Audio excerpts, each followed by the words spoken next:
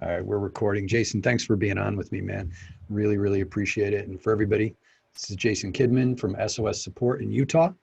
Survived a recent earthquake. We were chatting before I hit record. I didn't even know about that. Today's March 30th, right? Like, obviously, the news cycle has been all COVID all the time. So I'm glad you guys are, glad you guys are safe. So, Yeah, thank you. and thanks for Me being too. here. Appreciate it. So, we've been chatting. I've been chatting with a lot of MSPs, and if you're watching this and you'd like to jump on and chat, the goal here is really to bring on people who are, MSPs who are fighting here. Where if you've been watching any of the videos I've been doing on Facebook Lives, this is the positive zone, right? We're not complaining about anything here. We're not getting negative. We're talking positivity and fight. And the reason I brought Jason on is because he's fighting. He's fighting out there. I know you said you were super busy right now. You did have three of your most important out of a bunch of clients heavily impacted. So, not great, but you've got a couple. You got a new client in the past week, potentially one or two more. So you've got things happening. So kind of talk about your business a little. What's your structure? Are you full MSP? What's your stack like? All that kind of good stuff. Yeah, our structure is we're managed. We're not full MSP. We do have three different MSP plans.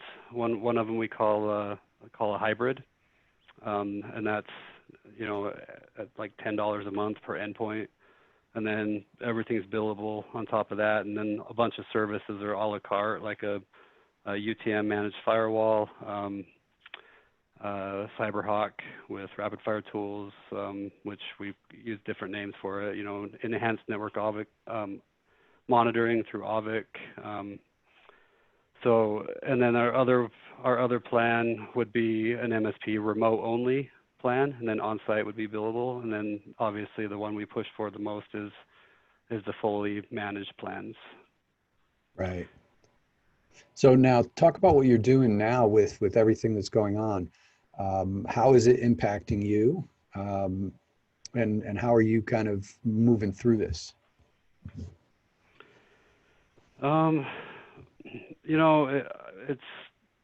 It's weird. What's going on this is weird, and right now it's impacting us in a positive way, in a really sad roundabout way, positively, because all of our clients are being forced to work from home, and as of today, we're getting that shelter in place order. So even more businesses that are non-essential, that are not working from home, they now have to make the switch. We do have some that have been staying in the offices, and their office is X amount of feet from the next office over, so they're practicing social distancing in their office, and but some of those businesses will have to go work from home now too. Back in January, when I first started hearing about the mask shortages, I jumped on Amazon right away and ordered a few packs of them, just to be safe.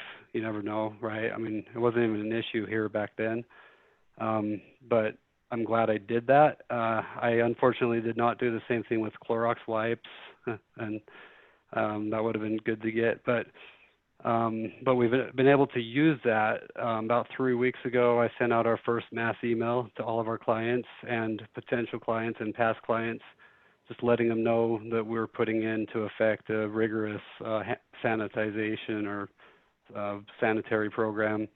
The techs would have gloves, latex gloves. They would have microfiber cloths and a disinfectant spray, as well as face masks that would be used either at their discretion or at the client's request. And I think doing that, before this, we were ahead of the curve in that.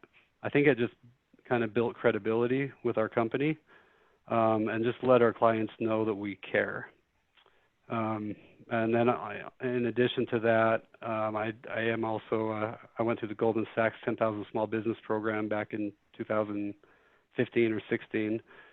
And so I'm in some of those groups, and I've been promoting in there as well as on LinkedIn and Facebook, that we want to help out those companies that have been affected. And so we're offering free IT services with limitations, of course, to those businesses. And it might not apply right now, but maybe 2 months from now, when they're able to open their doors again, and maybe their IT company has gone out of business, or is too slow, or is too slammed, or whatever, at least we've planted some seeds to maybe get some of those calls and offer to help and give back, because we have been busy.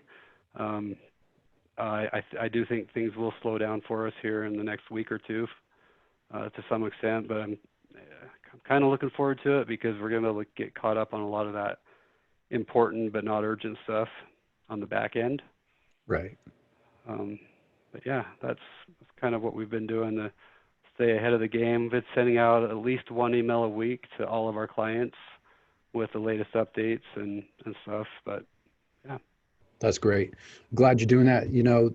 That is being proactive right now is so important. We've talked about this. I've talked to, there's different groups of MSPs in different ways people are reacting. Some are just kind of frozen in place. Others are really taking it a step up, and that's what I highly recommend, man. Just communication. Yeah. If you communicate at a 10, turn it to 11, turn it to 12. Keep doing it. Have you done anything to increase the way you're communicating with people? Like, have you called, or are you just emailing? Yeah. In fact, I've actually planning today and tomorrow to contact those 3 clients and a couple others that I know that are affected, and to let them know we're here for them, and to work out some sort of whether it's a month of waived services. We've talked internally as a team about that, and we feel like, a client pays us $2,000 a month for their managed plan, and they're hit hard right now. We're just going to either waive it or take 75% off their next month's bill, and we just feel like that will come back and pay us tenfold in the future, and just make our relationship stronger, because if they can't pay us, they can't pay us. So it's either we go about it in the mean way or go about it professionally, and I feel like that's the way to go. So did they ask you to do that, or did you volunteer?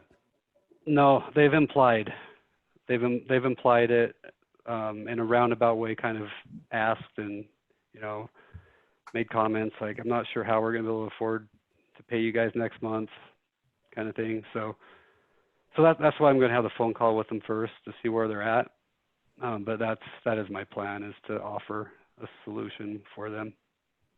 Yeah, that's great that you're doing that. I think we're all everybody is really tightening up right now. We're all going to be impacted. I don't think there's anybody who's not going to take a short hit. And what I've been advising is if you can, go the extra mile. And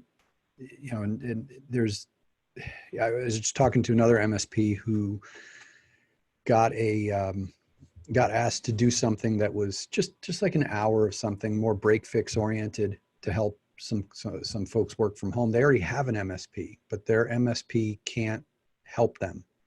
Their MSP is so busy right now, they can't spare an hour. They said it would take an hour, and they can't spare that time to go work with that client.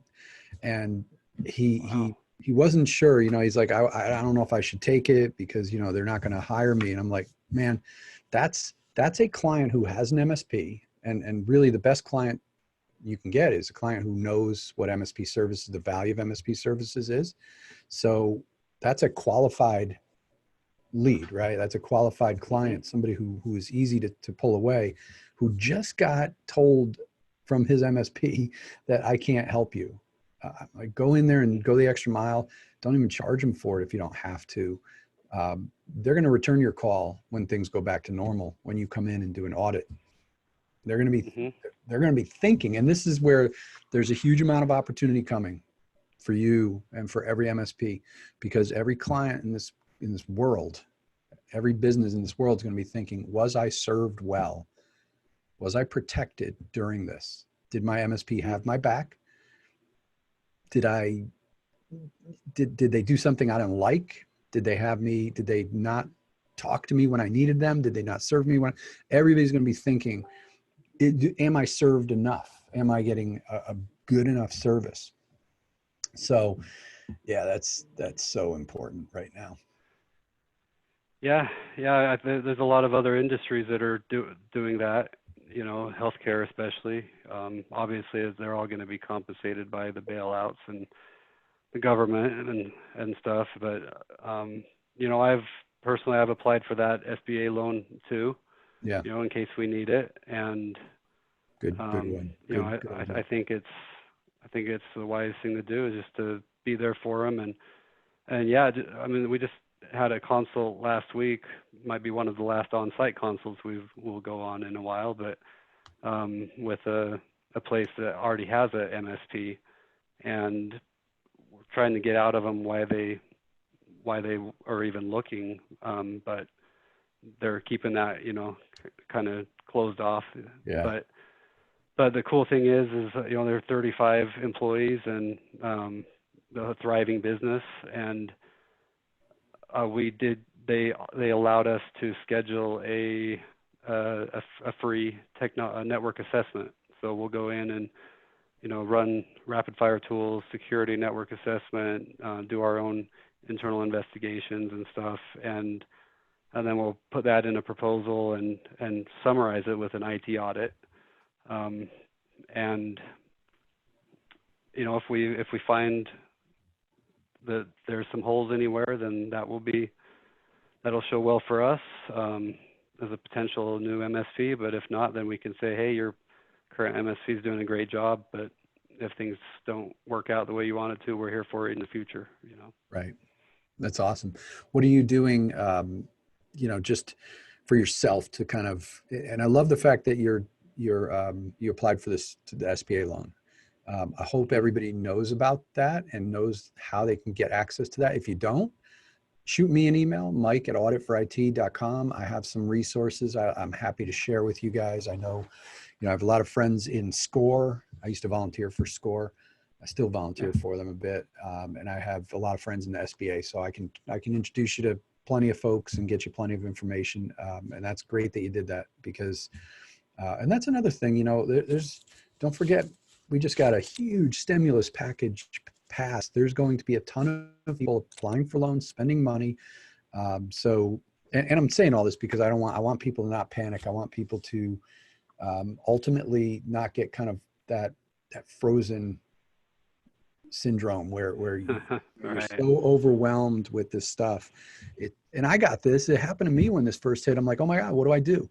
And you start thinking, you do nothing, right? And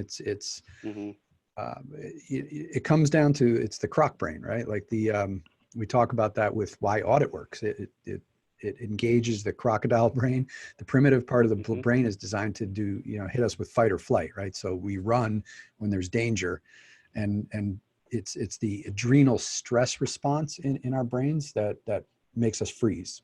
And you've experienced this, anybody's who ever been in an accident where time freezes, you can't react, or you just react in it, you know, kind of automatically. It's the fight or flight thing. So that's happening to a lot of people. It happened to me, and it's happening to a lot of people, but they're letting it, you know, we got to break people from this. And, you know, you can't, you gotta have a positive attitude through all this. So what are you doing to kind of keep yourself motivated, positive, and mind, you know, keep your mind straight through this? Well, as a generally overstressed person by nature, that's a really good question. You know, I am stressed all the time. I am always thinking about work, about the business, about what we can do to improve it. Like this morning, I talked with my VP of Business Development.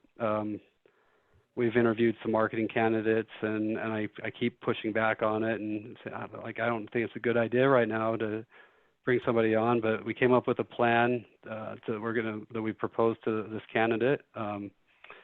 Mostly, it's a base compensation with bonuses based off of leads generated and appointments set and new client acquisition. That can get pretty aggressive, but knowing the next 4 months that's going to be really slow. But right now, I feel like it's such a prime opportunity when nobody else is doing this to try to get our name out there even more and more and more. So that's kind of on a business level. That's what I'm doing to keep myself sane. Is I'm just trying to look for the upside. Right. It's funny. We actually, as a family, we watched that movie over the weekend. The Upside. It's a good one. What is that? What is that movie? Like Kevin Hart and Bryan Cranston. I haven't seen that movie yet. It's a good movie? It's fantastic. Yeah, it's good. All right, I'm gonna put that on my list. We're locked in here. I know you're been locked in a couple weeks. So yeah, but on a personal level, is what I'm doing is I've been able to take a step back a little bit. I've been able to breathe and to relax and sleep in a little bit. And I'm spending way more time with my family. I've got 4 kids. We're doing fun stuff every day. I'm at the office right now.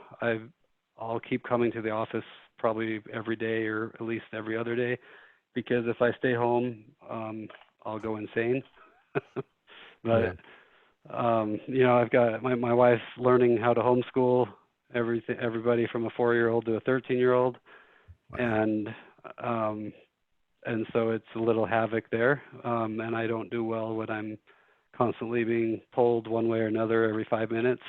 Yeah. But I'm also looking at that positively in a good way too, because we're doing family movie night almost every night. We're just doing more stuff as a family. Our kids can't play with friends, unfortunately. So I will tell you that this last week is pretty successful, but the previous week was really a trial for us, for me and my wife. With our kids are used to playing a lot, and they have all their activities and stuff. So yeah, when you have young kids, I mean, that's I have a college age daughter who likes staying home. So this was the pandemic or horrible thing that was probably in her wheelhouse. Unfortunately, she's perfectly happy to just stay in her room all day and play video games. And she's in college, so she's doing work and she's studying. But to have a 4-year-old child is a tremendously different. That's tough. So I hope. Hopefully it will all work out and ultimately be a positive thing. Yeah, I think so. Hope so. Believe it will. Yeah, I mean, here's the deal. We can either focus on the negative or the positive. We have no choice. Yep. We've got 2 paths we can go down, and one choice is one that cripples us with fear and makes us focus on anxiety, and one path is where we have a chance. It may not be it may still be a rocky road, but when you choose the positive path, it keeps the creative juices flowing, keeps you thinking in a more proactive and creative way.